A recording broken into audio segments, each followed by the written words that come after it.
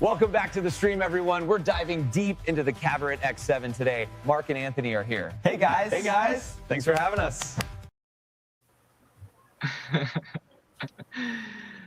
Hey, everyone. My name is Matan, your host of today's show.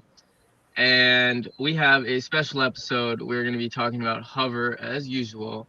But we have the boys here. We have HOVR, superfan, mega superfan now, Anthony, here in the building. And we have... I'm getting more bullish. And we have aerospace engineer, pilot, Mark Berry. Welcome to the stream, boys. Always fun to chat with you guys. A little bit of a looks different like hell because he's detoxifying. Yeah. We need to tell people about that. Yeah, you just got to keep pushing through. Once you take the garlic, you'll detoxify the heavy metals. Your body just wants an opportunity to detoxify. Everybody's putting shit into their body. There's very seldom an opportunity to get it out, except for the usual urination and so forth. I guess we're going straight to the garlic. Maybe give people who maybe have never heard, because we just jumping straight into this. Anthony, you want to give a little bit of a background into how garlic got so infused in our group here? In fact, I'm on day 5 today. I've been taking garlic for 4 days in a row. Today is my 5th day. I have a piece of garlic here with me I plan to take soon on the live, and you can all watch me suffer. Why am I doing that? Anthony, you want to tell them? So basically, I've been taking garlic for on and off for many years, and it's awesome. Like if you go online, like the ancient Egyptians gave their slaves garlic to give them energy, keep them working, and they used it as a currency. And it detoxifies the body, kills parasites, thins your blood. It's got really good, powerful calories in it, and it gives you a lot of energy. It will detoxify you to some degree, heavy metals out of your liver and so forth. And if you chop it up and let it sit for 10 minutes, it releases the chemical in it, the allicin, that fucking does the deal. And I like to keep it really simple. I just take garlic, B1, E, and a lot of calcium, magnesium. Magnesium is the most deficient mineral in the human body. Magnesium is very important for nerve function, and the vegetables and so forth that we eat nowadays have nowhere near the amount of magnesium that we used to get. So somebody can get magnesium powder in their body. Really, if you just did B1, C, E, garlic, magnesium powder, different things to stimulate the liver too, because the liver is basically like a filter for the body, and it picks up all the stuff you can't particularly assimilate, and just stores it in the liver. So like dandelion tea, garlic, arugula, these type of things stimulate the liver, help it detoxify. So I take garlic every day. It's fucking rock and roll. Yeah. And on that topic, Anthony got me on this kick, and now I'm detoxifying, so I look like hell. If I don't always look like hell. You're gonna feel fucking awesome tomorrow. Yeah. It's funny, on like day 2 or 3, I also felt a little bit sick. Yeah, were you hurting? Hurting? What? Well, no, yeah. Did you feel sick? Yeah, my throat was kind of hurting. Yeah. Okay. Yeah, but I mean, it's kind of weird because I feel like it should clean the bacteria and do the opposite, but I guess it's just part of the process. Yep. Like HOVR, I'm in it for the long term, so let's see the long term. Garlic. Well, if you fast too, fasting is a form of detoxifying your body. A lot of changes happen that are for the good. The human body was not designed to eat 3 meals a day, at least through our own evolution. Out on the Serengeti plain, you weren't, hey, let's pull over and get a bagel in a Starbucks. It was, holy shit, there's a mountain lion out there. Let's chase this thing down, or some gazelle or something, and chase it down. And then you finally get to eat, but that was once every couple of days. And so if you weren't eating tumors and roots and stuff like that. So yeah, if you fast as well, like after a 24-hour fast, I did one a couple weeks ago, or a couple months ago, and it was strange. Like years ago, I knew this guy that I used to fly with, and of course we worked together. So he'd come out to the hangar, and it was in the middle of the summer. He was this really, really old guy, and he had like this funk when he'd sweat. Like just sometimes when they sweat, they smell weird. Yeah. So it wasn't the most, appealing smell, but whatever. I mean, I was a gentleman, so I didn't call him out on it. But after I did a 24-hour fast, like for the next day, my perspiration smelled like that guy. And it was probably just like my body releasing off different toxins and stuff and whatever. Yeah. And I was like, oh my God, did I like flip a switch? So now I'm going to have like old man smell or more old man smell. But it turned out it just went away after about 24 hours. So, but yeah, I'm a pretty big proponent of fasting as well. Yeah. To circle back to sauna sweating is very good. I've been sweating in the sauna a lot recently. And it's quite fascinating. Like, there's a lot of old technology regarding sauna sweating. The Finnish in Finland, they were the ones that kind of like, carried the torch of, the Kino stones in the sauna. That was how they did it, special rocks. Mm-hmm. And it's like, the sauna sweating is no joke. Like, check this out. I was in a sauna yesterday with guys from Russia and Italy and Denmark, all over the country. And it was really interesting because I noticed like a little tiny little rash on my arm. And I realized like not only was I like detoxifying and stuff like that, but kind of like, the whole like locker room and everything, when you're kind of like swapping bodily fluids to some degree on the bottom of your feet or through your nasal cavity or whatever from people from other countries. Even that fortifies your immune system because where they say the American Indians, a lot of them died off because the Europeans brought over stuff their immune systems weren't particularly accustomed to. And if anybody's familiar with homeopathy, it's the phenomena of like giving the body an herb or a spice that has a similar frequency to an illness. So you basically trick your body into thinking you have the illness already. So you take these particular periodic table things, and it tricks your immune system into thinking that you have the illness, and then you fortify yourself against the actual illness, not to get it as a preventative measure, or if you have it already, you can kind of thwart it, if you will. But it was interesting because I kind of noticed like most cultures aren't particularly as harmonious as that, like the genetic line of the body. You're not necessarily getting lots of blueprints from people because these people flew thousands of miles to get into, one condensed area. So I kind of thought it was interesting. It was kind of like an incubator melting pot, but with all these different people's, DNA strands flying. But I kind of felt like it was actually kind of beneficial on a immune system basis because I've been feeling like fucking extra strong the last 24 hours, and I kind of indicated to the sweating out the toxins, but also getting some new DNA codes to crunch through the computer. That's the next level, man. Yeah, that's next level. So, segueing into to aircraft, then, I mean, it's interesting how, like, with my airplanes, I put the absolute best oil in my airplanes, and I'm constantly changing the oil, like on a very regimented schedule.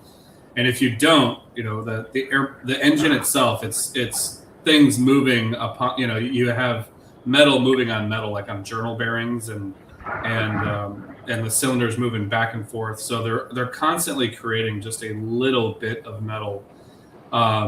So that's why you want to be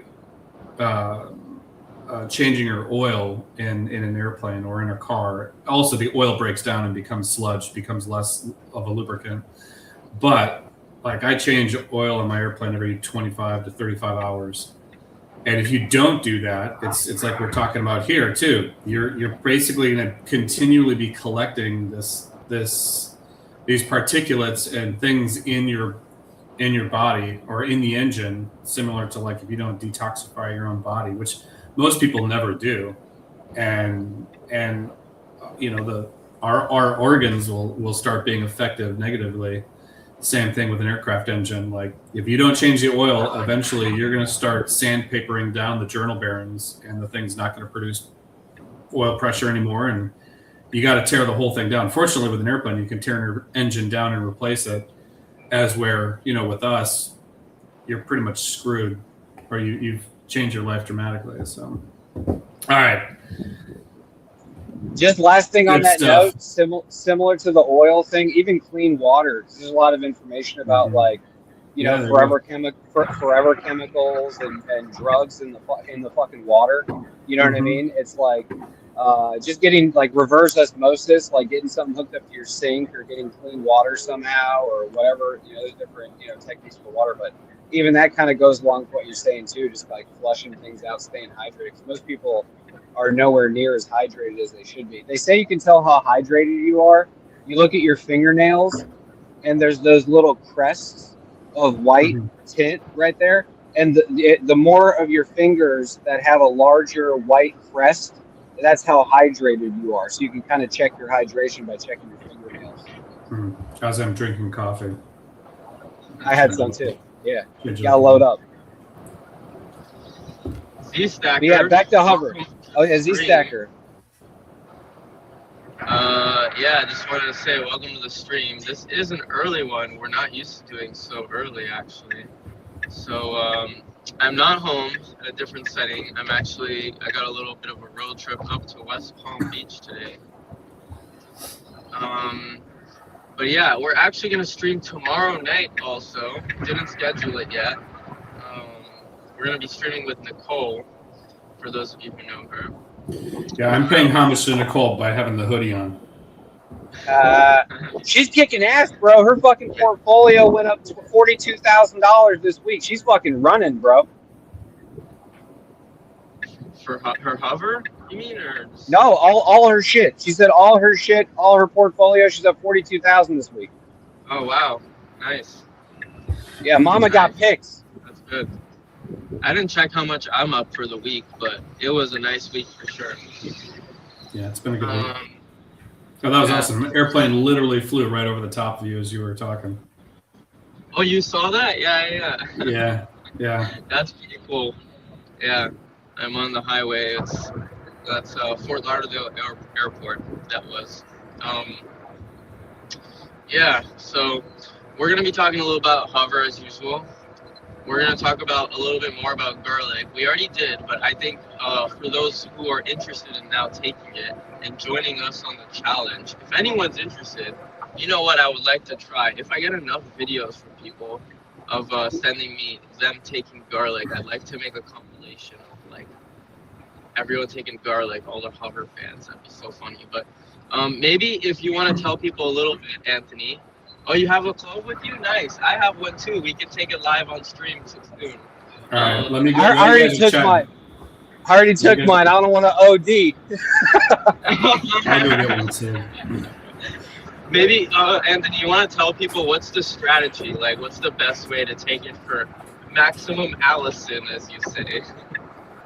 Yeah, there's that one doctor dude online that like breaks down a lot of stuff, and it is about right. Like even with like nuts, like they say you should put nuts in water and put them in the refrigerator, and then 24 hours later, 12 hours later, you eat the nuts, and it lowers the toxicity of the nuts when your body gets it, which is really crazy because a lot of people think nuts are a good protein source, which is true. But it's funny that there's a good protein source because you got to think they got defensive mechanisms in them so that they're not eaten by bugs and whatnot, or it's just an evolutionary thing. But yeah, it's like you put nuts in the refrigerator, it lowers the toxicity when you eat the nuts 12 hours, 24 hours later. But you got to think ahead to do that. Like who's like, oh man, I want some Brazil nuts tomorrow. I'm going to put these in the refrigerator for 12 hours in some water. But it's the same thing with the garlic. Apparently, if you chop it up and then let it sit for 10 minutes, the oxidation of it releases the allicin, AILLICIN, allicin. It's the one of the main chemicals in it that does the magic. And Yeah, so if you let it sit for 10 minutes and then you take it, Do you do you get that though, maximum personally? benefit. Have you been doing I take so much of it that I just go for it. But I do like these are pretty big, right? So like I usually like the teeny tiny ones. I'll take like a full, but this is pretty big. So what I'll do is I'll chop it in half, and then I usually just take it right away because I'm in a rush. But like the one that I chop in half, that one has been chopped and it is oxidizing to some degree for 24 hours until I take it the next day. Like it's like you can't really lose either way. You know what I mean? But if you want to go, mega ultra orthodox, yeah, I guess you would chop it up and let it sit for 10 minutes.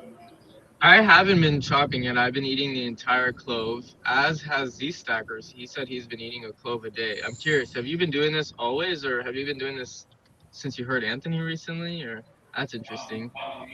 He says he smashes it before he eats it. So, Yeah, they say if you well, the video I saw said if you crush it or if you cut it up, it just you're getting more surface area on the clove itself. but I mean, I eat it. I'm not swallowing it. I crush it in my mouth and eat it. You are, but you're not getting the 10-minute oxidation process then. That's that's the whole point. Is you want to cut it up as much as you can, and then or crush it, or if you crush it, and then that introduces the oxygen to the allicin. I think they call it allicin, and then it oxidizes to allicin. Yeah. So now, another fun fact. They say if you take a mushroom and you put it in your windowsill, the mushroom absorbs the vitamin D from the sun, right? So if you put a mushroom in your windowsill for 24 hours or 72 hours or whatever, it absorbs all the vitamin D. And then you take the mushroom, you get like a vitamin D mega boost. Anthony, for Halloween, you need to dress up as an Egyptian. You're gonna dress up as an Egyptian. I thought you were gonna say it's a garlic clove. But that too, you could be that too. So. Yeah, the vampire with the garlic necklace. Did you cut it up, or is that already cut up, or is it? No, I need to cut it up in a sec. No, I'm gonna take out the skin. I'm not cutting it up. I'm just gonna eat it whole. But I'm about to park here in a second, picking up a friend. So then I should eat it. Oh yeah, eat it right with your friend right there. Force your friend to have it too. What? Force your friend to have it as well. Oh no, that's brutal. No, he's just gonna enjoy. Yeah, sometimes, like in the middle of the day, like if I'm contemplating having like a middle of the day coffee or something, sometimes I'll just take the garlic, and then that gives you a nice boost too. It's like a nice, like anytime you can get natural energy, that's the way to go. Even cloves, like the little tiny ones that they use in Indian cuisine, if you take like 2 of them, and put them in your mouth and just bite on it, your tooth gets kind of numb because it's got a chemical in it that can do that, and like you get vitamin K and all kinds of stuff. When I get back home, I'm gonna hop by this Whole Foods type store and buy like an ounce of it for like $6 or whatever, and that'll last you like 6 months. And you just like pop them in, and it's like if you're on a long drive or you're doing something and you just want something to fucking like have, it's kind of like it's got that like licorice kind of type flavor. You just pop it in there, let it sit, Because I used to chew tobacco. Like a zin. Yeah. Like I used to chew tobacco. That was wild, bro. Like tobacco. If you ever chewed tobacco, like there's a reason why the cowboys pop that in their mouth right before they ride the bull. Like that, like chewing tobacco. Why do they pop it in before they hit? Before they hit the home run? Right? Barry Bonds shit, dude. That. Chewing tobacco, that will jack you up, and it goes straight in your mucous membranes, straight to your brain through your mouth because you absorb a lot of stuff, right? So if you could put anything nutritious in your mouth and just let it sit there, you absorb a lot of it. So even cloves are really good. Like if someone's like quitting smoking meth or something, just fucking bridge over to some cloves. Garlic. Yeah. Are you really wearing that? Yeah, 1 second. That's ridiculous. What do you mean? Oh my god. I just got to my friend's house. He offered me an espresso, so that's perfect to take after. Oh, nice. Yeah. Yeah. Ben, Have your what's friend up, take Ben? one too. He says, you have a clove of garlic? You should take a clove of garlic. He doesn't know. I haven't told him even why. Yeah, let's do the garlic thing. I'm live on YouTube. I have. We're all minced taking garlic. one. Oh, I fresh minced garlic. hey, pass with me. Okay, all right. I guess not. No. Mr. Tebow says, "Is everyone eating garlic now in 2026?" Apparently not, Yes. but We're gonna get I'm everyone trying on it. to. I'm trying to be healthy. I just got a Whoop recently, measuring my health metrics now. So let's see how garlic really affects my lifestyle. Do you think that there is a garlic live Ready to stream? swallow it? The Hustle Brothers or not the Hustle Brothers. We need to cut that. That we could all we could link with. Say hi. Look, my friend yeah. wants to say hi. Yes. Hello, everybody. Hey, what's up, man? How are you? So What's good. up? What's going on? Sorry, go ahead, Mark. Do you think that there is a garlic awareness live stream that we could link up with and bring them into HOVR as well? I don't know. We might be the forebears. We might be we might be the trailblazers on that one. You know, We may have to be. No. Yeah. Yeah. But there's probably like a garlic Reddit of people who really like garlic. I don't know. No, there's a Reddit for everything, bro. There's a Reddit for So- everything. You know what I'm So saying? we should tell the group too that Matan and I were talking yesterday. I'm working on a bit of a private development project myself that's aerospace related, and you know, like how the Skunk Works has a skunk, Phantom Works with Boeing has something. We should be the Garlic Works. Yeah. Like anything that's secret squirrel stuff will be garlic related. So we ever develop our own airplane, there'll be like a garlic clove on the side of it. Yeah, I kind of look at a lot of nutritional things. I didn't know like you wanted to announce that. Well, we're not saying what That's we're exciting doing, news, but guys, this is. we're not saying what yeah, we're Mark doing. Berry's doing big shit. That's We're not all we saying need to know. Exactly what we're doing, but there's good news coming in 2026. And garlic Hell yeah. is a part of it. So. And garlic is going to be a part of it. By the A way, lot you guys of- ever it's rinse funny, your too. garlic. I always when I open it from the wrap, kind of, what do you call this? I rinse it in water. Do you rinse it or does it matter? I'd rinse it. Yeah, who knows what's gotten in on it. Yeah, I buy the organic stuff. I just rip the shell off and go. But maybe I should probably start rinsing it off too. You know what I'm saying? It's a hot water filter. All right. But it's boys. funny that I'm all ready. all this All right, nutritional you're doing yours. stuff. I'll do mine too. I'll do mine as well. Yeah. You're doing the There we clove, go. I'm doing chop. And now everyone. Hey, don't hey, do worry. your It stay. was washed off with water that's triple filtered. The whole house is triple filtered.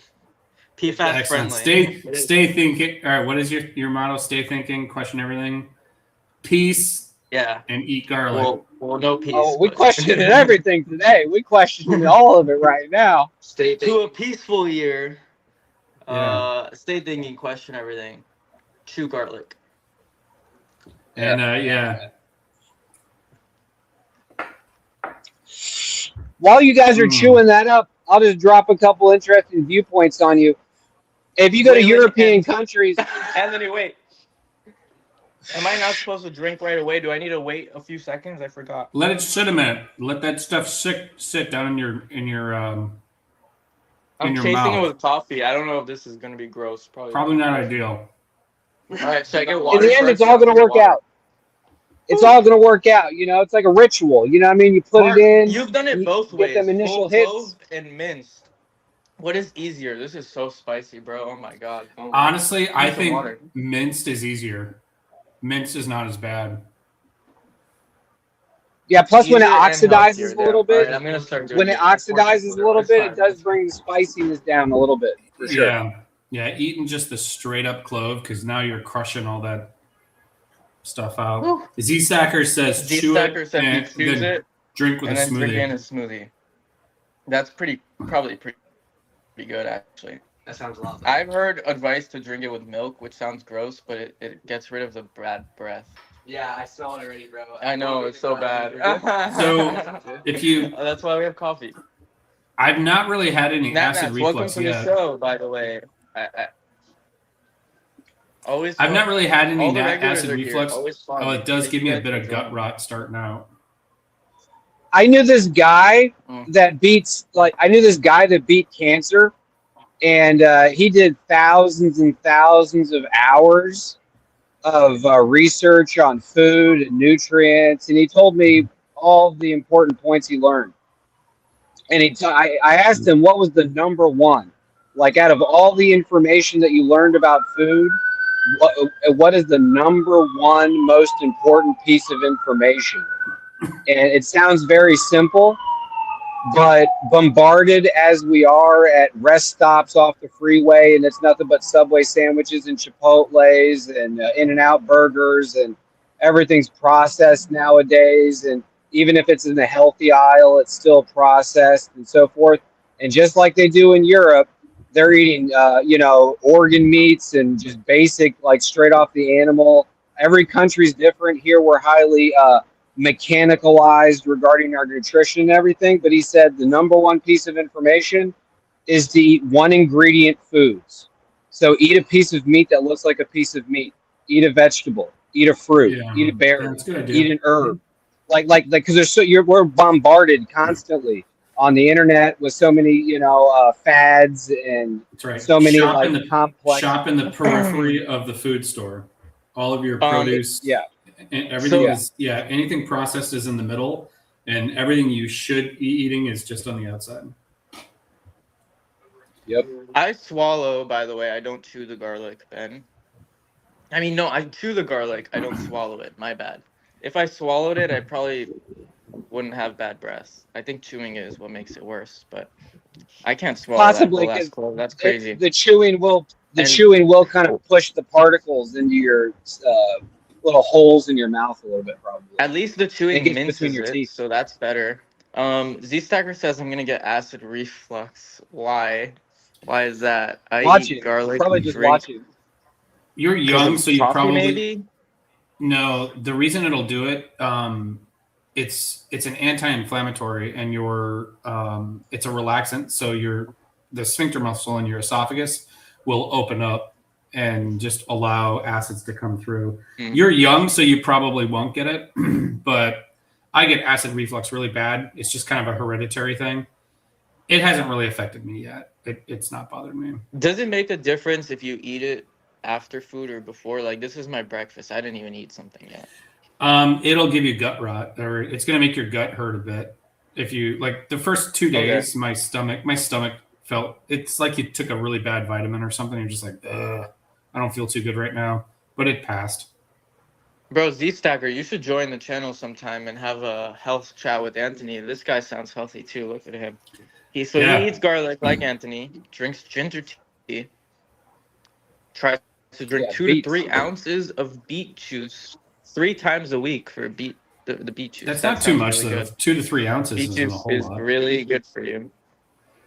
Yeah, I mean, that increases the nitrous oxide. It increases the nitrous oxide pumping ability of the body. That beet powder. If you want low sugar, you can just get the beet powder. Has less sugar.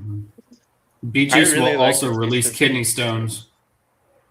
My brother was eating beets. Yeah, my brother was eating beets. Like, he went on this big, was eating tons of beets and salads. And then about 3 weeks later, he passed a big old kidney stone. He thought he was giving birth. Another banger. This comment from Ben earlier. Big partnerships for 2026. HOVR partners with garlic. Nothing stopping them. That's right. Fun. That's right. Apple cider vinegar. Apple cider vinegar. That's another hitter right there. Nat says no vampires in the chat. Nope. That's because of garlic. Vampires don't like garlic. That's right. Oh, really? I didn't know that.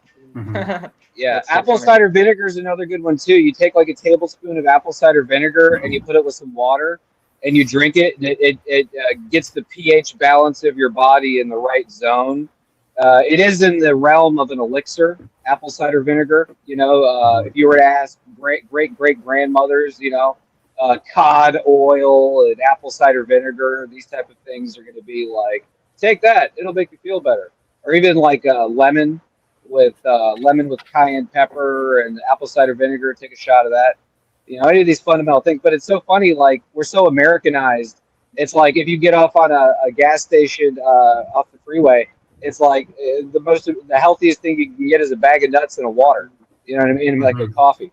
You know what I mean? It's like they're just trying to they're just straight up. It's like you have to like fight to survive out here. You know what I'm saying? It's like they're trying to give you colon cancer off the rip and heart fucking disease and shit. You know what I mean? It's like you got to really think about it. blaze your own trail. You know? I'm gonna put the coffee like, down. Z-Stacker says it is from the coffee, so. Not to sound like a conspiracy theorist, but if you think about it, like, you know, we're all consumers, right? Well, what's the ultimate consumer? Is someone who pretty much like works their entire life to build up a nest egg, and then you have to give that nest egg away in medical bills. So if you can, throughout the entire period of your life, you know, slowly destroy your body, and you know, when you get sick, your family members are going to be like, whatever it takes to extend the person's life a couple more years, we'll pay that amount. So it's the ultimate like dump on personal wealth and whatnot if someone's sick, because it's the ultimate emotional decision. That said, if the end is nigh for Mark, I'm just gonna, you know, go out in the airplane in style. Yeah, vitamin E is highly suppressed by the American Medical Association because vitamin E, heart disease is number one, number two, cash cow. And if you just take 1,600 vitamin E every day, the oxygen utilization of your body and the heart's ability to function is legit. So vitamin E is very important. It's highly suppressed.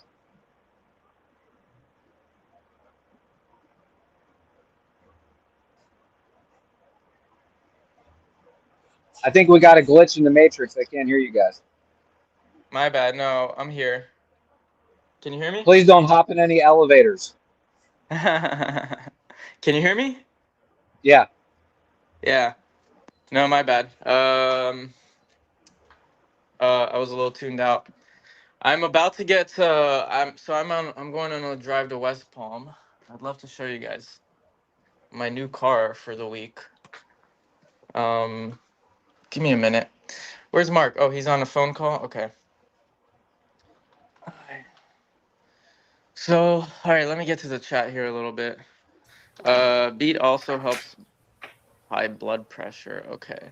All right, let's talk a little about HOVR, no? Yeah, let's get on to it now that we're past the health section. Yeah. Well, I guess before we get there, actually, you know what I do want to do? So I'm gonna be on an hour trip right now to West Palm with my buddy. And he actually has quite a significant amount of stock, mostly Apple though. But he's probably my friend with the highest amount of stocks. Maybe other than myself. I'm not too sure. But he has a fair amount of stocks, and he doesn't buy in any penny stocks. He just has like Mag 7 for the most part.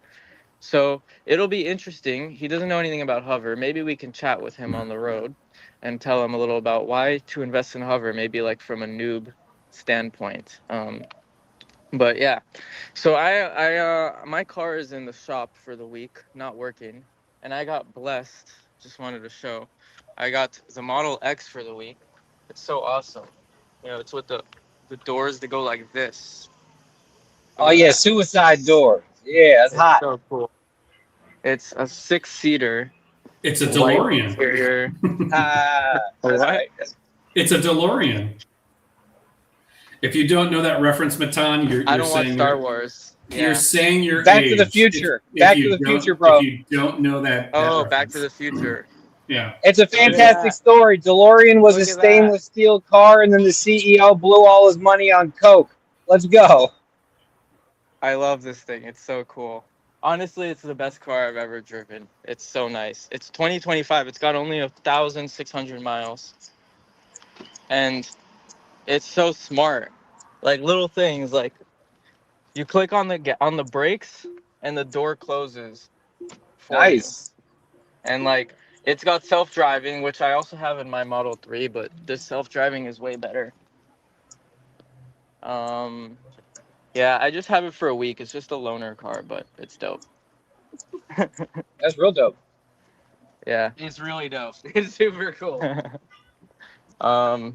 Anyways, yeah, wish you guys can get on a road trip with me. Yeah, this is sick. But yeah. All right, yeah. So bring your friend into this so we can get his take on Horizon. Hey, what's up, guys? How are ya? So all right. Yo. You want to do like an introduction? We are gonna do a little bit of an intro. So all right, I already gave them a little bit of an intro that you have mostly Apple, mostly big companies, Yes. no penny stocks, right? Do you have any penny stocks? No. No penny stocks. I'm about to pop this in a chino. Instead of a garlic. Yeah. I'm all about that Zen life, you know? And so we're gonna talk to you about HOVR. It's fine, just West Palm for now. Really? It's fine. I'll put in the address in a minute. Yeah, You get should it to me. 95, right? It's fine. Yeah. We're on stream, bro. Let's Let's talk go. about All relevant. right, you want me to get the things. phone so you can drive? No, I mean if you want to talk to the people, tell them. I hate when he does it when he's driving. Hold on. It's fine, bro. I'm gonna be self-driving. I'm not Hold on. gonna I'm be getting a driving. text from Alex.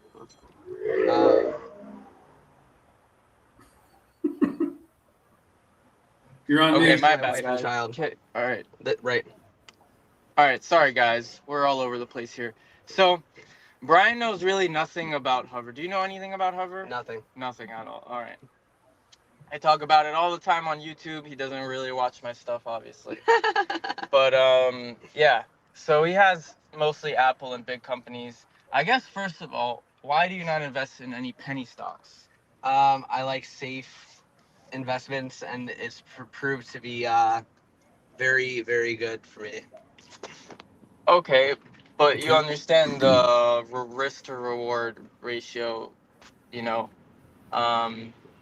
It's almost like venture capital, right? You're not gonna 10x on Apple, but you could easily 10 or 100x on a penny stock. Yes, of course. Okay. So I Or a guess low-cap the big stock. decision is, you know, investing in the wrong penny stock.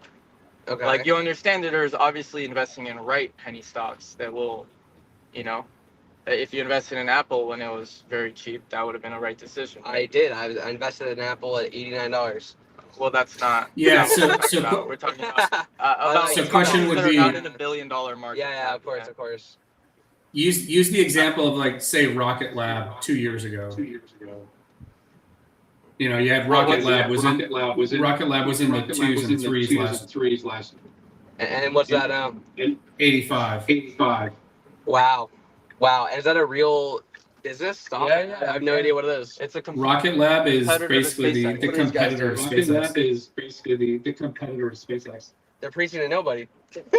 They're a little bit adjacent to SpaceX, but they're kind of competition to SpaceX. Brian, stay think they will focused. be. Let's Yeah, not sorry. look at random homeless people on the street. All right. I don't know what you're looking at. There were like 5 All right, people preaching. Let's cut straight to the dope. Let's cut straight to the dope here. Here we go. I'm gonna go Has this dude ever heard of Archer and Joby? Has this guy? Yes or no? Has he heard of Archer and Joby? No. Yeah. Here, hold on. Stay. Okay. No. Distracted.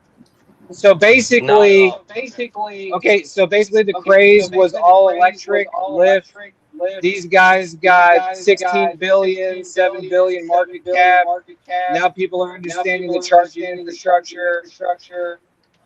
All right, we got to echo. Can we handle that? Yeah, Anthony.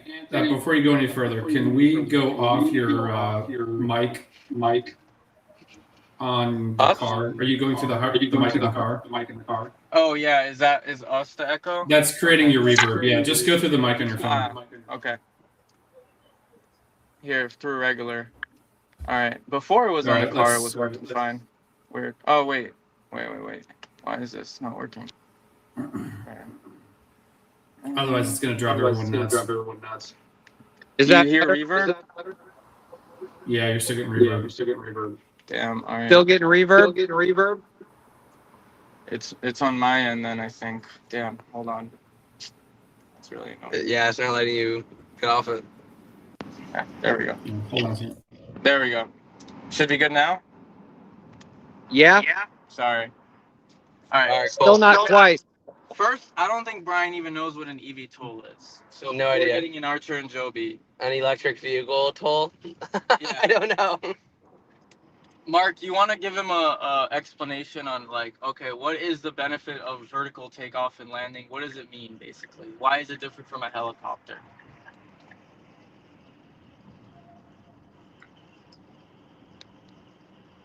Is Mark there? He's Oh, on he's the on. phone.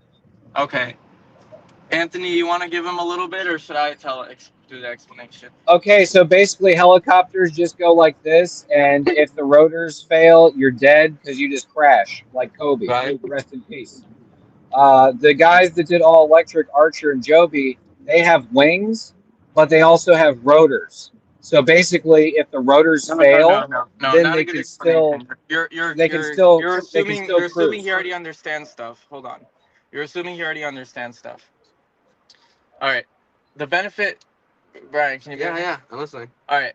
Right now, planes fly. They need a runway, right? Yes. You need infrastructure of an airport. The Okay. only things that don't need a runway are helicopters. Okay. Helicopters are expensive. They're unsafe, and they're unsafe because they rely on one motor. Yes. And they're very limiting. They don't use electric. Okay. They don't. They're limiting for a lot of reasons, and they're used for very specific missions. Let's call it. Okay. The goal of this industry is it's a completely new industry. Just like how we went from horses to cars. Okay. Literally, that's the type of revolution we're trying to see here. Okay. How we're going from planes to vertical takeoff and landing aircrafts, which are safer, better versions of helicopters is the easiest way to understand it. Okay. And so there are a bunch of companies working on this new vertical takeoff and landing style aircraft. And none of them are in the market yet.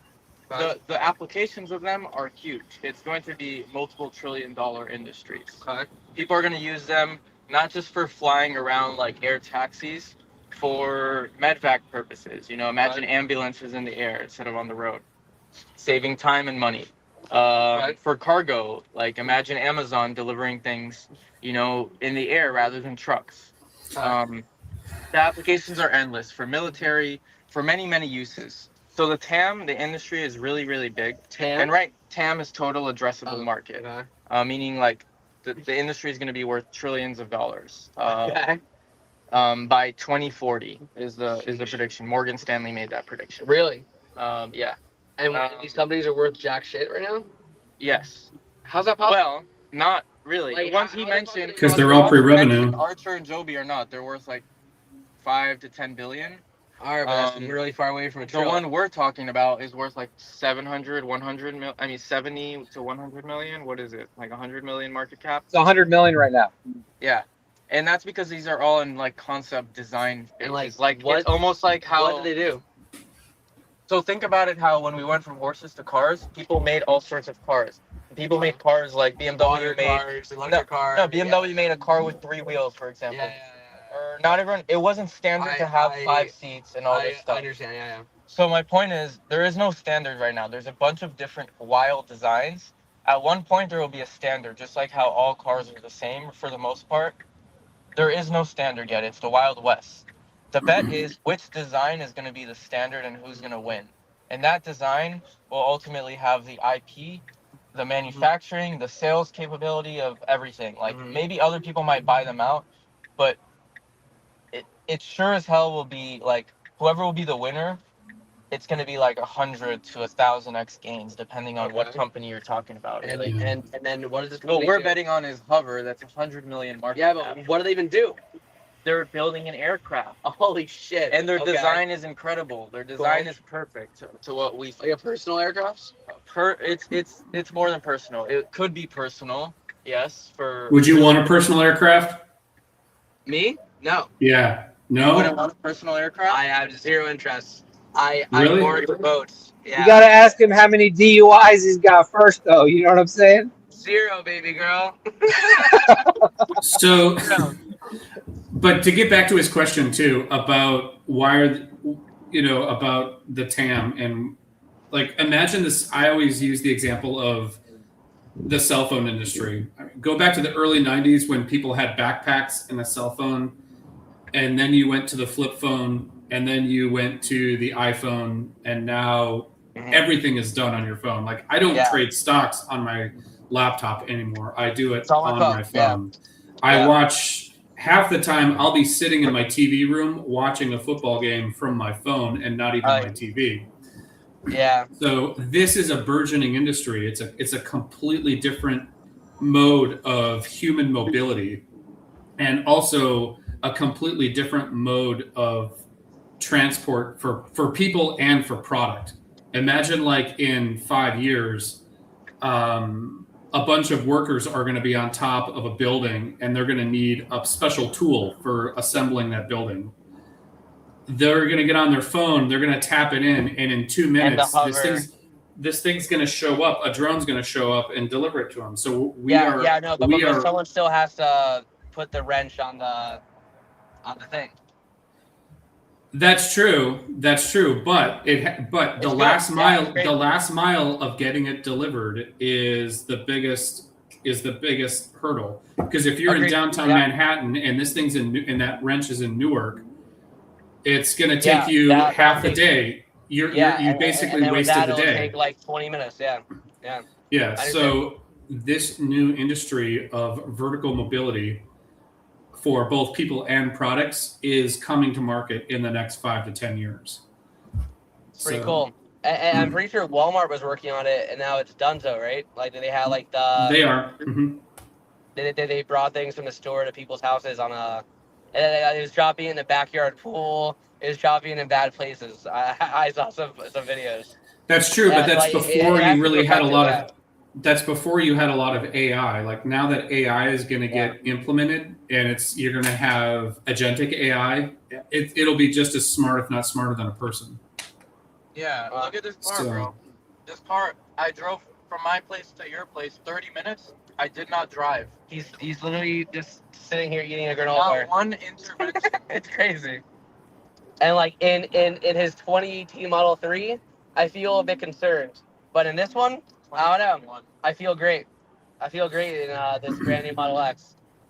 So what would you do if? All right. So on that example, what would you do if in 5 to 10 years, instead of getting in a car, you're actually going to drive like a quarter of a mile from your house to like a landing pad, and you'll get in a flying craft, and it'll take off vertically, convert, and fly you guys to West Palm and drop you off in what, 15, 20 minutes? Would you do that? You know, it sounds awesome, right? It sounds awesome. But to be fair, I was very worried about EVs when they came out. I'd be extremely nervous about a flying aircraft for me and my baby and my wife to get on, you know? Like, that's awful. It sounds so scary to me. I would like to wait till, you know, there's been some issues. But like, well, naturally, yeah, you're like EVs. They're gonna work it out. But like, I mean, this is now. Even I would never buy an EV. Ain't no way in hell I'd buy an EV right now. He's just a laggard though, because most people would.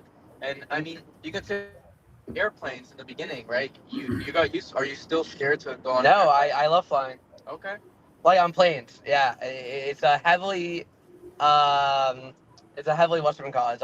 It's a heavily restricted environment, I guess, or what's the word I'm looking for? Regulated. It's a heavily regulated environment. I don't know. I feel very safe on a plane, and maybe too much so. But also, once I'm on it, I'm like, yeah, I'm completely out of my hands at this point. Well, the statistics show that getting on an airliner is flying on an airliner is a safer event for safety purposes.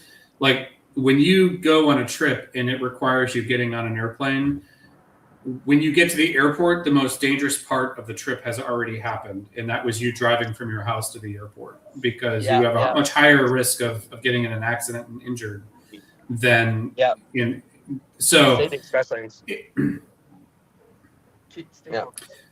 you could have a personalized air taxi, so you don't need to go to the airport anymore. You just drive 5 minutes away from your house. And it would literally be like an Uber, a flying Uber. You wouldn't be into that? In theory, sure, it sounds great, right? But like, I don't know, I'd be extremely weary for at least a decade. That's for a decade? Like, okay, that's cool. Like a decade from now. All right, so now would you hop on the first test flight? Yeah, I'm a pilot. I'd be the pilot. Oh my gosh. Okay. All right. Okay. Like you would hop on the first test flight. And this is something about aircraft development is aircraft development, especially now, is there are accidents, but you design for safety now compared to what you did. Like what we know now in aircraft development and in aerodynamics and simulating everything, you can basically completely simulate every aspect of what that flying craft will see prior to you actually getting to test flights. So test flights nowadays have become validation as opposed to learning what the actual flight regime of the aircraft is. You're just validating your designs. That's so yes, to answer your question, yes, I would. That's why the X5 they're not flying. HOVR's not flying the X5. Yeah, they don't need to. They the test fly. It's just validated. So for example, from my house to West Palm, I'd be flying through 3 airport landing zones: Fort Lauderdale, Pompano Beach, Boca, and then even West Palm. Like you'd be in the airfield. Like the FAA would have so many regulations. It might take forever. You might have to go over the ocean. You might have to go into the Everglades and circle back around. Like you're going 100 miles instead of 40. That is an excellent. It's great you bring that up because the FAA right now is redefining the airspace. For highways in the sky, and for autonomy. Yes, like you got to think about it. Like back in the day when radios first came out, you had you could just basically talk on any frequency you want, and now like there are different bands of frequencies for like FM radio. You've got a certain frequency band that radio station can talk on or can transmit on. So it's all stratified out. The FAA and the civil authorities are now starting to stratify out the airspace as well, to where you'll have highways in the sky to where all of these flying craft can safely get in and out. That's pretty freaking cool. And that's a good point that you bring up, because that is the regulatory authorities of, sure, how can these things fly through the sky without people in them? Like autonomously, that is one of the big hurdles. But they're figuring that out right now, and they're bringing that new framework in. They're going to completely redesign the national air system to have these aircraft flying.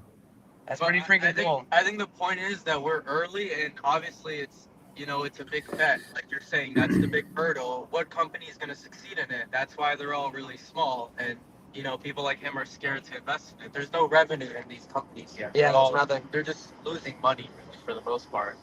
Not losing, it's going into R&D and stuff. But, just on an R&D kind of note, I was kind of looking at some things, and Mark, I'm curious your thoughts on this, like how HOVR, in a very smart, streamlined way, with the partnerships they'll need to manufacture the X7 and everything, to get that done in a streamlined fashion, where it's like they pump out the one, but the way that they pumped out the one was the way that they're going to pump out the second, the third, and it's going to be the way they're going to pump out the fourth, the fifth, the sixth.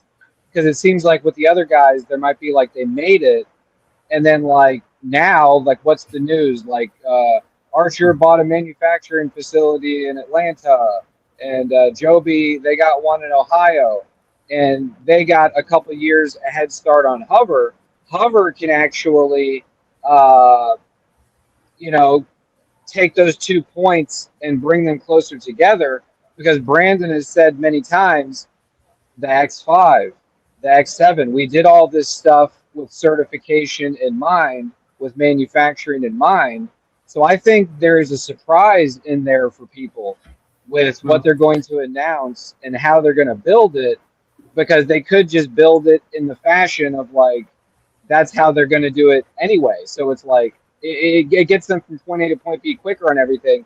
Then they could even, a year from now, the military could just be like, yeah, we've been wanting it. That's how you're making them. Let's start making them. Then they do, 3 in the year, and then they do, 7 or 8 in the year, and then they do 20 in the year, and then they start ramping them out. But I was curious your thoughts on that. Like, do they have any unique advantages with their certification Canada that they're working with Mr. John Maris on the board and all that stuff, the manufacturing? Do you foresee them being able to really turbo move through that to a certain extent with that?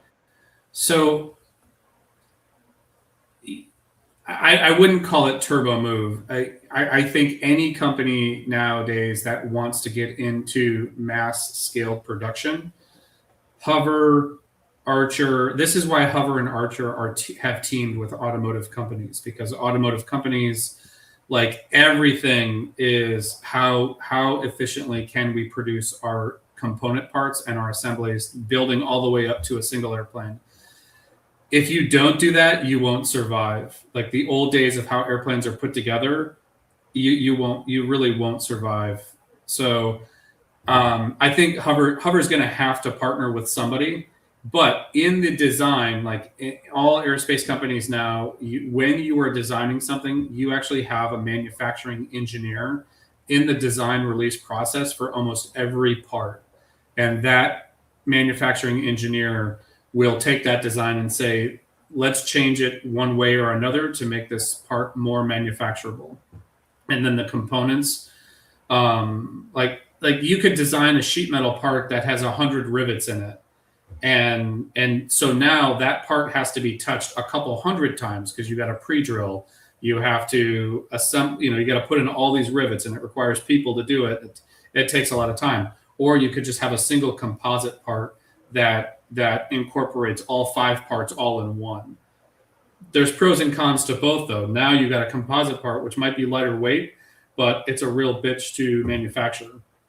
So to make that part can take longer.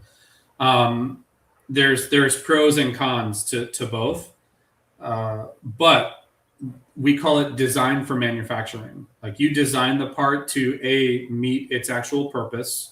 You design it for stress and for longevity. So you can't design the thing so it'll have corrosion and whatnot. But then you have actual design engineer. You have materials and processes engineers, so it won't have corrosion and that you can actually build the part. You have stress analysts to make sure the part doesn't fail. And then you have manufacturing engineers that say, yes, this is how the part is actually going to be affordable to make.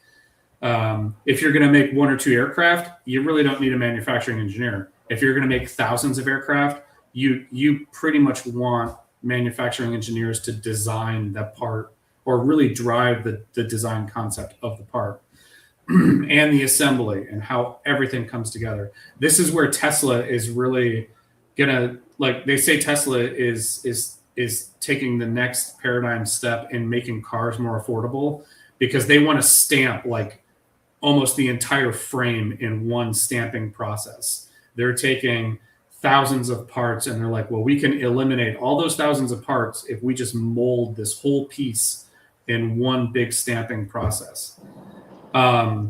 It's crazy. That's true. I've seen those machines. They're crazy, and they try and eliminate everything slowly.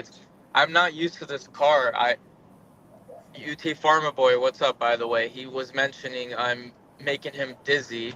That's because I didn't know where the charger was to this car. I'm like looking, where do I put in the charger?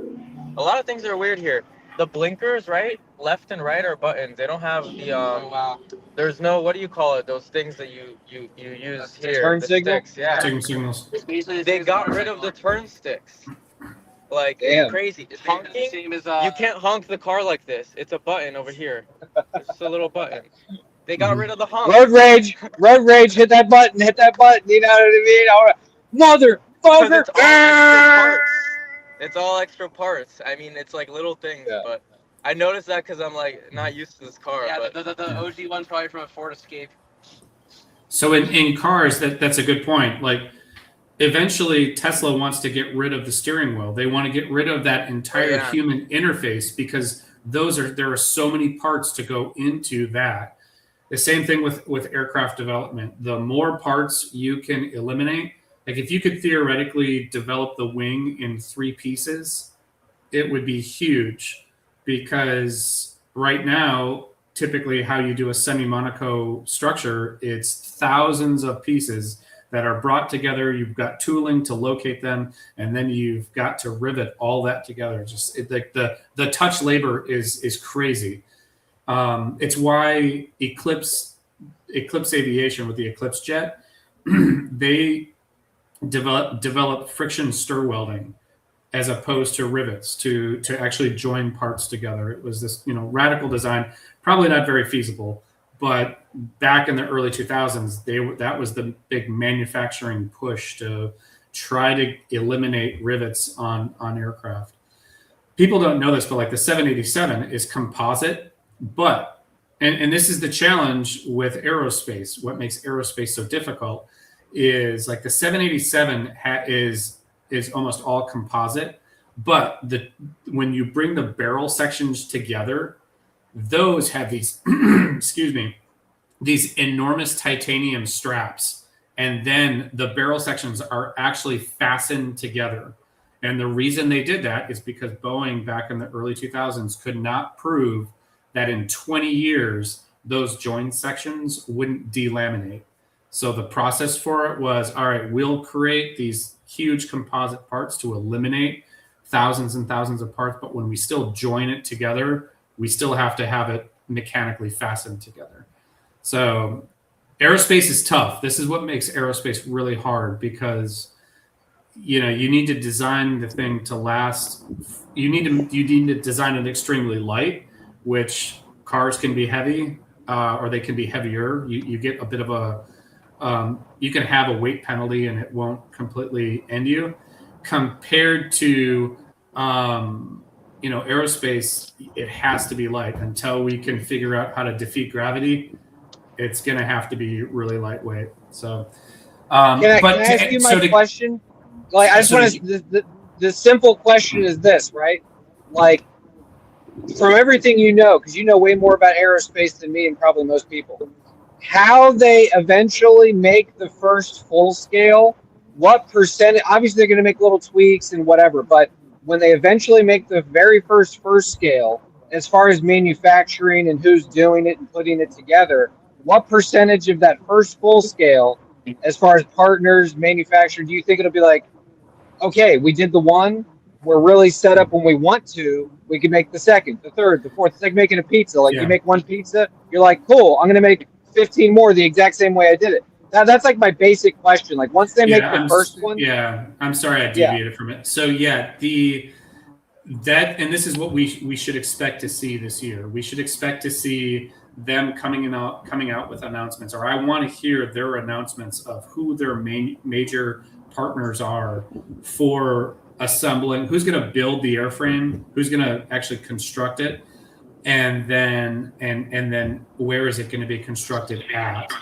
But yes, if they're not designing their full scale now the same way that the rest of their conformed items will be, and then their production aircraft will be, they're really shooting themselves in the foot. And I guarantee they are doing that. They are planning now, like, we need to design this thing to basically be the carbon copy or very close to how the rest will be. You'll have some changes probably, but it should be minimal. But it's not like, yeah, go ahead. Do you guys ever like branch off and talk about a current event that just happened?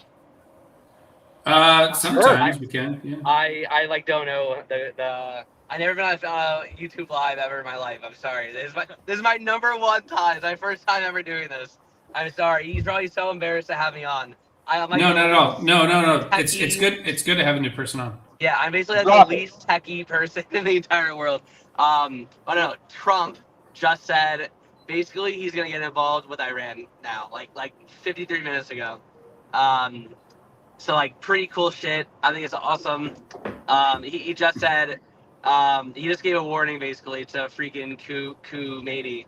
I warned you that when people start dying or when people start getting killed like they used to be killed, we will get involved.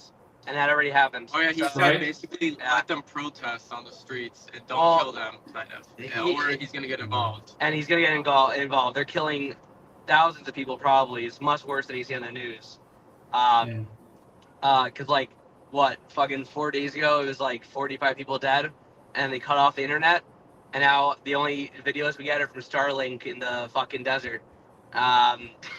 So which is also really freaking cool. Starlink is amazing. But yeah, no. Do you guys have any thoughts on that? Like, I have thoughts on this. There's travesties occurring on this planet every single day that we are filtered through being Americanized. There's crazy shit going on this planet.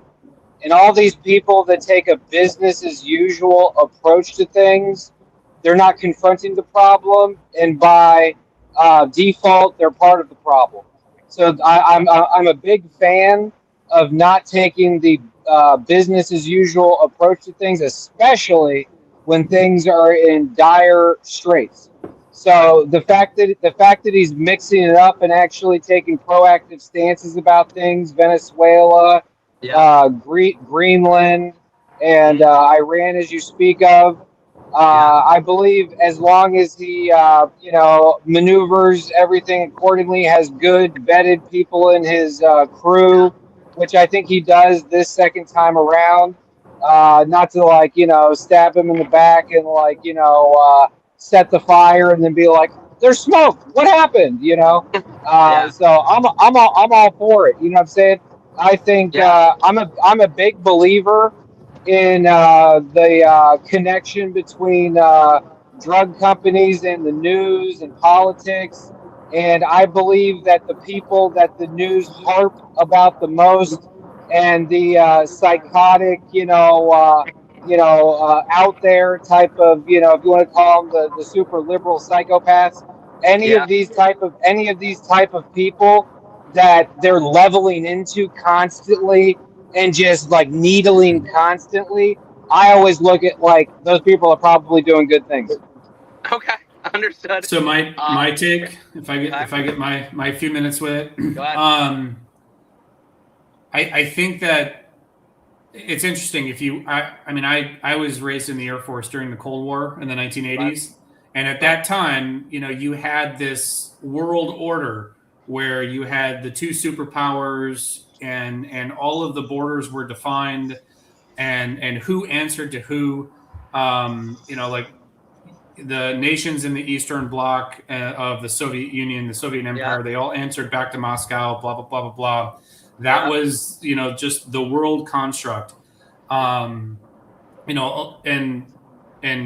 there was it was the Cold War.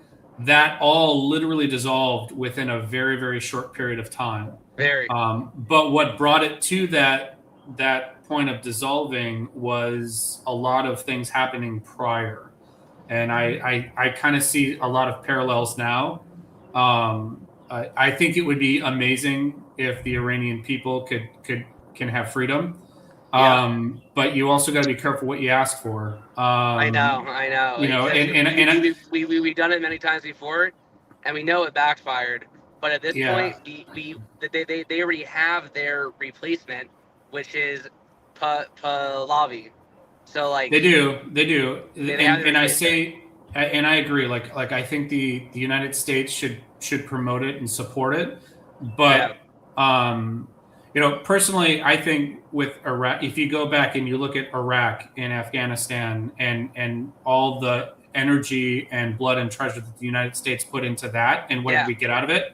Honestly, we put the Taliban in charge. Well, I think if you would have gone back, if you would go back and redo Iraq, you should do it the way Trump is doing Venezuela. You should have just walked in and says, "We're going to own this for 5 years. We're rolling in with 500,000 to 1 million troops, and we are just going to completely contain and police the zone." We didn't do that.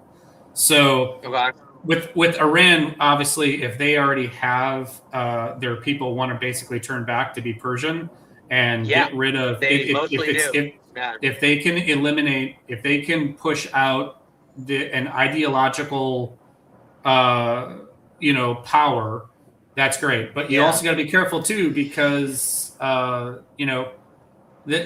would be one thing if we did not have nuclear weapons in the world. Like Russia would probably not be it would not be in Ukraine because Europe wouldn't allow it. But Russia has nuclear weapons. So there is we got to be extremely careful also and diplomatic, which I think, is happening. Personally, I think Venezuela is a play on world energy. 100%. It's purely a play on world energy to where it's going to choke off China and Russia to have their ability to, and the exact same thing with Iran. If Iran can become much more, I mean, imagine like if in 5 years Iran can be like, hey, we've got all this oil money, let's be like the UAE, let's be peaceful. Let's completely transform this part of the world and exit out of the medieval times. I'm telling you, freaking Iran was the gem of the Middle East in the 60s, 70s. It was the gem. Yep. And then the one thing ruined it that they want out now. Not only do they want freedom and get rid of tyranny, they want to get rid of Islam. Because no one Persian is Muslim. That's not how that works. And the same thing with Afghanistan too. What? So this is a small planet. Like, I'm a little bit of a romantic, a little bit of an optimistic kind of guy. Okay. But this is a small. This is a small planet. Like, if we're ever going to be a multi-planet species and these type of things, there has to be peace on Earth. If you sift through everything, there's really only a small percentage of the population that are bad actors. They just happen to have really good vantage points from where to attack from, where they can manipulate the other 99.9% of people. But we're all lucky to be alive. Earth is beautiful. You know what I mean? The human condition is a beautiful thing. Everyone's important. You know, the transgressions from person to person based off of ideologies, and it's all like dictatorships, and the people are brainwashed. Pain drug hypnosis. Everybody's on a gradient scale of being hypnotized to some degree. Some people are not hypnotizable, so they don't fall into the herd. But, and it's like all these minerals, like all these countries are trying to get all these minerals to make batteries. It's kind of funny. Even that kind of trips me out. They're trying to get all these batteries in. The world is always a play for resources, and it always has been. But what trips me out is it's like, look at the stuff they're going to use the batteries for. Like I'm not a big fan of all the kids having tablets and getting brainwashed and stuff like that, like hypnotized. Like it trips me out. Like we could be making like large spacecraft and like actually like pumping this thing like because there's only so many rocks in the ground, so it's like we need to use them wisely. Is my point. Because I was thinking about this the other day. If we think 100 years out into the future, like that movie Idiocracy, where it's like everybody's stupid out in the future, and it's like, yeah, we had all these minerals. What did we do with it? We made sex robots, and we made things that cleaned your floor for you because you're lazy. You know what I mean? So it's like, I really hope, because that's the thing, Mother Earth, natural resources. I really hope we use these natural resources for good for mankind instead of stupid commercial goods that are completely pointless and just add more forever plastics into the water system. Yeah. And we on the have topic some of comments here. I think we should get back to cover. Let's get back to cover a bit. But I mean, I do appreciate world events obviously drive markets, and this will significantly, like if Iran became a peaceful nation that we could trade with and their oil could be put on the market, and it would be amazing. It would be amazing for the entire Middle East and that entire half of the world. So it's a great thing, and I think it has fantastic implications just for world markets as well. Obviously, we all have opinions too but I think we should also be cognizant of keeping our opinions to ourselves. So let me get to some of the comments. But that said, everybody's important. Everybody's beautiful. We're lucky to be alive. Yes, we are all quantum beings that all deserve to breathe air. Well, there's a couple of that we could choke off. But. Fast, you missed a garlic conversation earlier. You can check that out if you want after. Sonny says tendies, please. Does that mean Sonny wants HOVR to go to $10? Yes, please. UT Farms boy says HOVR logo looks like the Imperial Navy Star Wars logo. Look it up. I've seen someone put something on the Reddit about that once. And someone said, "Why does it look like that logo? Like it's a bad look or something?" I don't remember, but it has nothing to do with it. I think it has to do with the fan, right? The logo is representing their fan, right?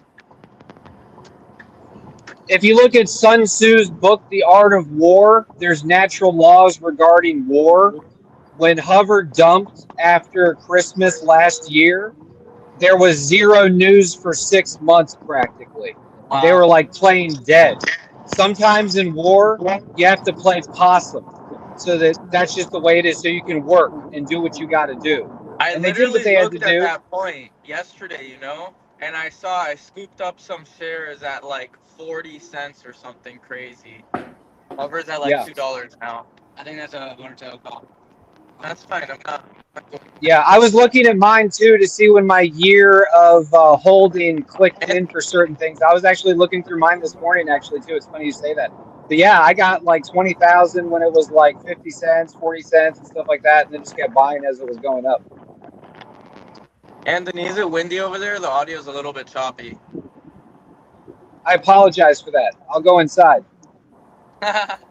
All good, all good. Vastiancy says, gigacasting, the best part is no part. I agree. Yep. Yeah, that's what Tesla's doing, gigacasting. It's actually this crazy machine they have. Matan, you're kind of breaking up as well. Am I? My bad. You wanted to say something? Oh, yeah, no. Our really good friend Charlie is in the live right now.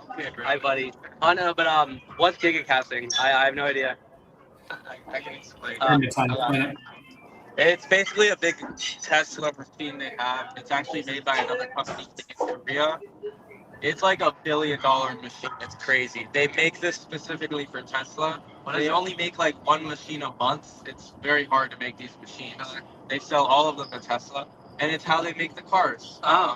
Like the thing about Tesla is people think of them as a car company. It's more like they actually have, like, what's innovative about them is that they have the machine to build a machine, right? Like they have the process to basically copy, paste, print out these Teslas. That's crazy.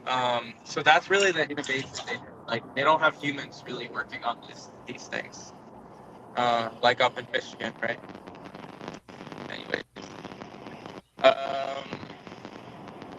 UT Pharma says. But anywho, now they're in drip that's mode. Huge.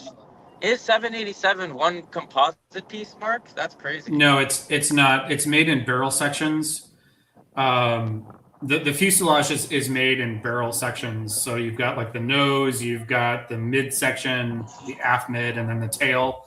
And then those sections come together and are basically fastened together at the main assembly plant. Okay. Jesus. But back to yeah. They had a replacement in Afghanistan as well. UT said, hey, I'm here for HOVR. Yeah. Sorry, guys. But I think we all share similar politics. And yeah, I'm Mark's age, and I remember and I see similarities. My bad. Have to be careful. The Iranian Shah's son, the people ousted his dad. That's true. Yeah. The original Shah of Iran was not, the best guy either. And, hopefully if his son does come to power, they need to, they need to have democratic, their people need to rule the country. Of course, half the people in this country are going to make that same statement right now. So. Yeah, I think when HOVR plays out, it is that thing, like the natural laws, the book, The Art of War, Brandon, Phil Kelly, all these guys, they're very business savvy, but they do think with the military natural laws of how to execute things. And as HOVR plays out, you can look back on the earlier chapters of the book of what we have experienced and when we're at the end of this year and at the end of the next year, and you will see that these things did develop with these fundamentals in mind, because they did play possum there for a little bit and acted dead, and people thought they were going to go bankrupt, and they thought they were going to go the Lillian Pass and these type of things, but they knew what they were doing very directly. And so they're kind of like into the execution phase, attack mode now, right? You go play possum, then you get a good vantage point, you flank, and then you attack. So they're definitely in attack mode now, which is the execution, get it into get it into production and partnerships and team up with other people, because that would be another aspect of the natural law, which would be like to align yourself with similarly liked individuals and groups. Vast here has a good question. I think this is a good transition to wrapping things up. I'm almost here in West Palm, and it's getting a bit late. We've done a long stream. This was fun. So, I mean, I used to fucking scary. It's almost like a long-form podcast. I know, yeah. So Vaciancy says, I haven't been watching HOVR as I am not in the play. Did I miss? What do you mean you're not in the play? Did you sell your HOVR recently, Vast? Did I miss any recent news catalysts, or has they been catching the same beta momentum wave? I think all eVTOLs right now are catching a wave, but HOVR has had some news and stuff go on. You guys want to talk a little about that? Yeah, sure. I'll just drop mine real quick. They went to $4 when they pumped straight for a month after coiling for 2.5 months and popping over the MAAs and all that stuff. And then they came back down, and then there was the sell-off at the end of the year, and then the very strategically timed short report that people just were like, I'll just sell and get back in because they're a year out anyway. And then now they've released that they're doing their first earnings call on Wednesday, which is not usual for the pre-revenue companies and the microcaps. They usually just release the paperwork, but they're actually. I talked to the gentleman in investor relations yesterday, and he was telling me that I was like, hey, why are you guys doing it? And he was like, well, we got a lot of stuff to say, and we want to communicate to the people. And I thought this was a very timely time to do it. And this is the very beginning. That's true. They're going to have a very exciting year coming up. So, I believe there's that. And then it's just like the writing's on the wall. Like anybody, sure, you got to have a little risk aversion and this and that, but the writing's on the wall. Like, these guys are using tried and true technology. People are understanding this now. No, but there's also stuff they do release. There is the YouTube videos they've been releasing. Oh, of course. What was that? Early in the year, they released the most bullish thing I heard. Brandon Robinson said in one of the videos, we doubled our hiring this year. So they went, I don't know, from 20 employees to 40 employees. And 2026, they're going to double again. So 40 to 80 employees. 80 employees. I was going with the short answer. 80, 60, whatever employees they're going to get. They're scaling up. The company's ramping up. So that's a good sign. So yeah, I mean, that means they're building the thing. And by the way, Vast, thank you for worrying about me. He says my passenger should read the chat. He's worried about my driving. Yeah, I know. His driving's awful. I'm not driving. I know, it's Elon Musk. It's Elon Musk driving. I've been self-driving. That's why I'm saying, don't worry. It's one little snippet. The freaking new self-driving thing, like compared to like the old Teslas, this thing fucking cut off 4 lanes to get over to an exit last minute, going 85 miles an hour. It did it perfectly. Perfectly. I was shocked. I was scared a little bit. I was like, we're gonna miss our exit, and then Elon Musk said, "Fuck no, you're not missing your exit." It was wild. It was crazy. I never seen anything like it before in my life. Cut off every lane of traffic on 95. Wild. Just unbelievable. And now, hold on. By the way, we're in a beautiful part of West Palm Beach. I've never been here before. This is beautiful. Beautiful. Hey, Mark, why do you think HOVR's catching the juice? Your opinion? The juice? I just think it's their time. They've already. You look at stock price action; it jumped way up to 4, and then retraced back. I mean, 75% down to $1.20. But the world is starting to know what HOVR is all about, and I think if you look at it from a function of timescales over a couple of years. Just this space is really like the show has started. It's no longer pregame anymore. It's like, the football season started. So everyone's starting to watch the different teams, and you've got the darling right now, which is Joby, and Joby is the darling simply just because they've been in it so long and they're about to get certified. And I really think just the news that's going to come out of Joby, and that's the rising tide. But once people start to see what vertical mobility is and that what Joby is bringing to the market, they're going to look at the next thing of, hey, all right, we got the cell phone, or we got the flip phone. Now I want the full screen. And the full screen is basically Horizon aircraft because Joby can only go 100 miles. Joby needs a vertiport. And Horizon's going to turn around and say, well, look at what we've got. We don't need vertiports. We don't need charging stations. We can fly in all weather. It's really just it's the next step of capabilities and use cases that the current certifying aircraft that are currently out there don't just have that capability and won't have that capability either. For Joby or Archer to be FIKI certified, they would have to be hybrid because they just don't have the power to be. There's not enough power on board in the batteries to actually supply a FIKI subsystem. So it's going to have to be a hybrid aircraft. And I think, and I've spoken about this before, I think the industry is going to get its introduction in all electric, and then it's going to shift to hybrid, which is what HOVR is doing. All of the defense plays with Joby and Archer, they already claim it's going to be hybrid. Electra Aero, even though they're not vertical takeoff, they're super STOL, they're going to be doing a hybrid aircraft as well.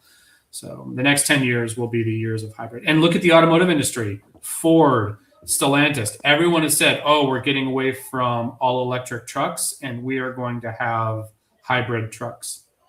So the only all electric is really going to be pushing is still Tesla. Yeah, you're right. And I like the recent price action. It's a lot healthier. Like it's not, you know what I mean? Like I like this nice little gradual up we got kind of going on. I'm not looking for the, spike and then come back down. I think Canso and them, they're, controlling this quite nicely. And you're right too. I think in the long term, like these people that needed instant gratification, this may not be for them. Maybe it is. I don't know. But when they released that one video, the last one regarding we've been in hybrid since the jump, because you're right, all this fanfare regarding the all electric, like, yeah, all the work and money they put into that, and what are they going to get out of it? Short hops that they need to get, lots of infrastructure and stuff. And it'll happen, you know what I mean? I'm just thinking as far as like HOVR goes, you know what I mean? Like when they're like you said, they're only going to get so much bang for their buck out of that. Once all that comes to fruition, there's only so much bang for their buck they're going to get out of that. Then they're going to be like, for the real use cases, you got to go hybrid. Then they'll go be doing that. But hybrid, HOVR's been doing it. You know what I mean? So like you said the other day, those tailwinds will kind of dovetail and meet, because then when they're like, we're doing that, we're like, we've been doing that too. Yeah, and if you take vertical mobility at the macro scale, what is the TAM for vertical mobility? All electric with vertical ports is just a section, or is a percentage of that TAM. What Joby and Archer, they're only going after that section right now because they're all electric. But the much bigger TAM is hybrid and capabilities and use cases. Being able to go regional as opposed to just within municipalities or cities. So I think when Joby and Archer actually do convert to certify a hybrid, you're going to actually now see 3 competing companies if Horizon's not even ahead of them at that point, because they will say, well, we've been doing this all along. So again, we talk about their market cap, we talk about their stock price, where they're at. I personally think this is a $500 million to $1 billion company. And right now, so now with that said, their stock price could stay within the tens if they need to dilute and continue to raise capital to build out their aircraft. But they have also said they don't necessarily want to do that. They don't need to do that right now. So it's why I'm a bull. It's why I'm a huge fan of Horizon. I think that they are addressing a much larger TAM. They're going after the entire pie, as where the other companies, which are going to certify sooner, are only going to have a small section of the pie. Yeah, just a slice. I want that whole pie. Yep. Yeah. So guys, tune in this Wednesday. That's right, Vass. This Wednesday, HOVR is going to be having a very exciting earnings call, talking about the past, but also talking about the future. It looks like they got some news to report, so don't know what that's going to be, but we are very excited. Recon, welcome to the stream. Haven't ever seen you. And hello, Charpar. This is actually my friend and Brian's friend that he said hi to earlier. He wanted to say hi on the stream. Anyways, Ondas is in West Palm Beach or coming to West Palm. That's cool. I wish I could say hello, but I Ondas will has not made be me some doing good that money today. lately.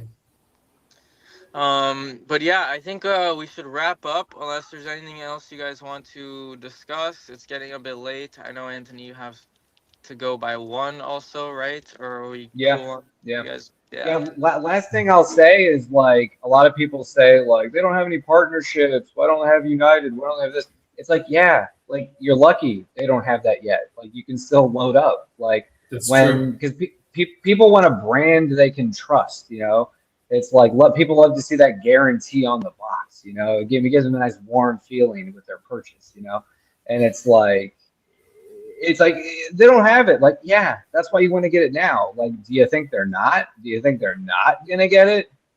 I'd say not. So that's my thing. I just think it's kind of funny, like, because he's right. Like, $500 million, $1 billion, and up, and it's like once they get that, it's like you're not even gonna see $1, $2 again. You know what I mean? So it's like get in while the good value town is having some fire sales. I'd recommend getting in while the getting's good. Good Tommy Boy Hell reference yeah. too. I'm here in West Palm. I'm gonna get going, meet some All right. billionaires on the street. I should wear my hover hat, tell them to buy hover, but they won't recognize that. So, you know, I gotta wear it, look like a billionaire. This is what billionaires wear. Roll it. So, All right. this is Laura Piana. This is my most expensive hat. It's kind of ridiculous, but How much was that hat? $500, bro. You spent $500 for that hat? This is what the billionaires wear, bro. Damn. Damn. It's $15, man. $15, Northern Michigan. Oh man, That's yeah, hot. I know. But Hey. anyways, that was a Yeah. lot of fun, boys. Catch us on stream tomorrow night and Wednesday morning, 8:30. Early as fuck. That's gonna be a tough one, but hey, we're gonna have a big announcement. Let's see. I mean, we're not but Hover hopefully will have some interesting announcements. Let's see. All right, boys. Until next time, stay thinking, question everything, and peace out. Peace out, y'all. Eat that garlic. Yeah.